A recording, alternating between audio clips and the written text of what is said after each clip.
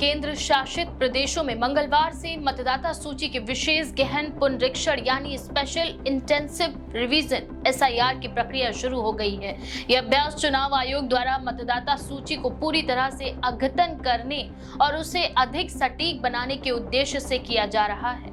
आयोग का कहना है कि इस प्रक्रिया से ये सुनिश्चित किया जाएगा कि कोई भी पात्र नागरिक मतदान से वंचित न रहे और कोई भी अपात्र व्यक्ति मतदान सूची में शामिल न हो। इस व्यापक अभियान में देश भर के 51 करोड़ मतदाता शामिल होंगे। ये अभियान 7 फरवरी 2026 को अंतिम मतदाता सूची के प्रकाशन के साथ समाप्त होगा। इस बार SIR का दूसरा चरण चलाया जा रहा है। पहला चरण बिहार में आयोजित किया गया था, जिसकी अंतिम मतदाता सूची 30 सितंबर को प्रकाशित की गई थी, जिसमें लगभग 7.42 करोड़ मतदाताओं के नाम शामिल हुए थे। अब दूसरे चरण में ये प्रक्रिया यूपी, MP, छत्तीसगढ़, राजस्थान, अंडमान निकोबार द्वीप, लक्षद्वीप, गोवा, गुजरात, केरल, पौंडुचेरी, तमिलनाडु और पश्चिम बंगाल में शुरू की गई है। इन राज्यों में से 4 यानी तमिलनाडु, पौंडुचेरी, केरल और पश्चिम बंगाल में वर्ष 2026 में विधानसभा चुनाव होने हैं। वहीं असम में भी अगले साल चुनाव प्रस्तावित हैं, लेकिन वहां नागरिकता से जुड़ी जांच सुप्रीम कोर्ट की निगरानी में चल रही होने के कारण वहां के लिए SIR की घोषणा बाद में की जाएगी। मुख्य चुनाव आयुक्त ज्ञानेश कुमार ने 27 अक्टूबर को इस दूसरे चरण की घोषणा की थी। उनके मुताबिक गणना चरण 4 नवंबर से 4 दिसंबर तक चलेगा। 9 दिसंबर को प्रारंभिक मतदाता सूची जारी की जाएगी और 7 फरवरी 2026 को अंतिम सूची प्रकाशित होगी। आयोग के अनुसार इस प्रक्रिया में घर घर जाकर मतदाताओं की जानकारी सत्यापित की जाएगी। BLO यानी बूथ लेवल ऑफिसर 2 सेट के प्रपत्र लेकर घर घर पहुंचेंगे, जिसमें नागरिकों को अपनी पहचान पत्र, आयु, निवास और अन्य विवरण भरने होंगे।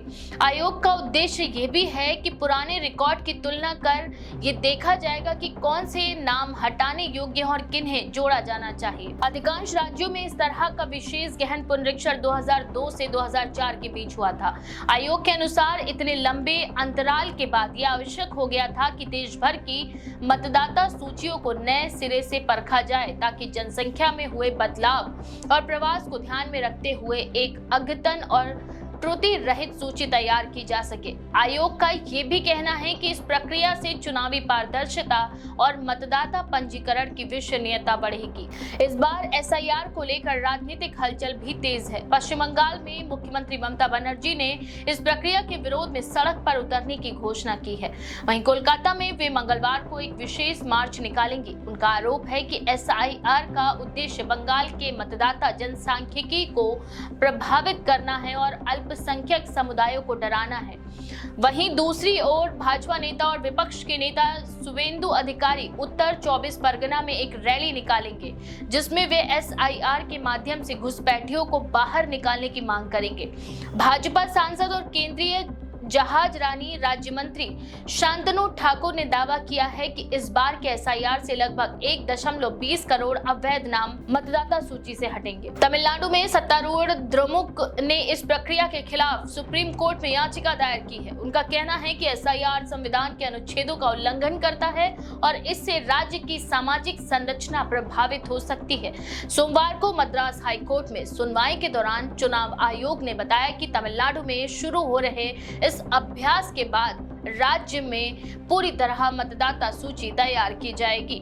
आयोग के स्थायी वकील निरंजन राजगोपालन ने अदालत के समक्ष ये स्पष्ट किया है कि ये वार्षिक विशेष सारांश पुनरीक्षण यानी SIR से अलग है। SIR में पुरानी सूची बरकरार रखी जाती है और केवल उन्हीं नागरिकों को आवेदन करना होता है जो अपना नाम जोड़ना, हटाना या संशोधन कराना चाहते हैं। इसके विपरीत SIR में प्रत्येक मतदाता की जानकारी नए सिरे से सत्यापित की जाती है, यानी पहले से पंजीकृत मतदाता भी इस प्रक्रिया में पुनः जांच के दायरे में आते हैं। आयोग के अनुसार इस बार के SIR में विशेष ध्यान उन राज्यों पर दिया जाएगा जहां मतदाता सूची में अवैध विदेशी प्रवासियों के नाम शामिल होने की शिकायतें मिली हैं। बंगाल, असम और तमिलनाडु जैसे राज्यों में ये समस्या लंबे वक्त से राजनीतिक और प्रशासनिक स्तर पर चर्चा का विषय रही है।